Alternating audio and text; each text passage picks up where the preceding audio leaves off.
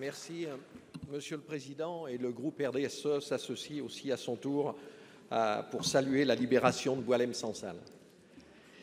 Hier encore, nous avons célébré l'armistice qui a mis fin à la guerre de 14-18, celle qui devait être la der des der.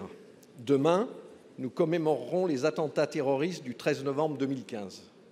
Mais aujourd'hui, une guerre informationnelle et technologique s'ajoute aux précédentes par les réseaux sociaux et l'intelligence artificielle qui déstabilisent notre démocratie et ébranlent les fondements de notre République. La Russie poursuit une guerre en Ukraine qui franchit les frontières non seulement par des drones, mais aussi par une guerre d'ingérence et de propagande qui se prolonge jusqu'à nous. Au Mali, d'où nous avons été chassés, les groupes terroristes islamistes prospèrent, instrumentalisés par des puissances étrangères. Et en France, une tentative d'attentat par l'ex-compagne de Salah Abdeslam a été déjouée. Dans le même temps, des slogans ouvertement antisémites sont proférés lors d'un concert à la Philharmonie de Paris, comme dans certaines universités, avec la complicité coupable de certains dirigeants politiques inconséquents. Alors le groupe RDSE a toujours défendu une ligne claire. La liberté n'exclut jamais la fermeté républicaine.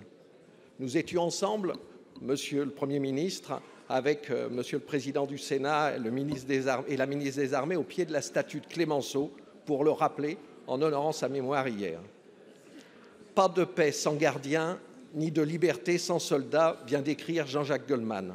Alors, Monsieur le ministre, dites-nous quelles mesures sont prises pour éviter tout passage à l'acte terroriste de personnes identifiées comme radicalisées. Quelles actions sont mises en place pour contrer les ingérences étrangères et la manipulation de masse par l'intelligence artificielle et les réseaux sociaux qui sont aujourd'hui les nouvelles armes contre les valeurs de notre République. La France a vaincu la guerre de tranchées, résisté au terrorisme. Elle doit désormais lutter contre cette nouvelle guerre d'information et d'influence. Pour vous répondre, la parole est à Monsieur le ministre de l'Intérieur. Vous avez la parole. Monsieur le Président, Mesdames et Messieurs les sénateurs, Monsieur le Sénateur, d'abord, il y a deux branches dans votre question. Pour le terrorisme, je crois que nous en avons largement parlé depuis 2015, sous la présidence de François Hollande, de mes deux prédécesseurs, M. Valls et M. Cazeneuve, puis de l'ensemble, le Président de la République en 2017, Emmanuel Macron, l'ensemble des ministres de l'Intérieur. On a significativement renforcé les moyens de la lutte antiterroriste. Significativement.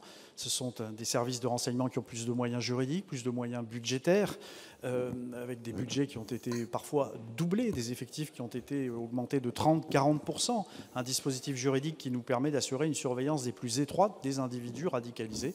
Et c'est ce qui nous a permis de déjouer de si nombreux attentats. Et évidemment, je veux saluer, moi, l'engagement des forces de sécurité intérieure dans cette action de lutte contre le terrorisme, et puis aussi saluer l'engagement qui a été celui du Président de la République depuis 2017 pour faire rentrer dans le droit commun ces dispositifs de lutte contre le terrorisme, ce qui, je le dis accessoirement et au passage, n'avait jamais été fait auparavant. Il y avait eu des mesures engagées fortes par le Président Hollande en 2015, mais auparavant, on n'avait jamais été à ce niveau-là face à une menace de la radicalisation qui pourtant était présente. La deuxième branche de votre question, c'est évidemment les ingérences étrangères. Cette espèce de guerre hybride que nous livrent un certain nombre de grandes puissances et qui prennent la forme d'actions qui visent à nous déstabiliser.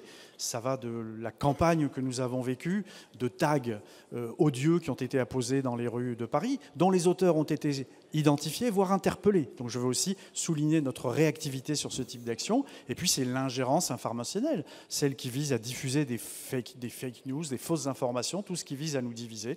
Et nous avons renforcé notre appareil de détection et d'entrave à ces ingérences numériques qui, vous avez raison de le souligner, se sont multipliées. C'est une nouvelle forme de guerre. Nous avons adapté notre appareil répressif pour y mettre un terme. Voilà ce que je pouvais vous dire, Monsieur le Sénateur, mais soyez rassurés, notre action est complète, le panel d'action il est large et il est à la hauteur de la menace qui pèse sur nous.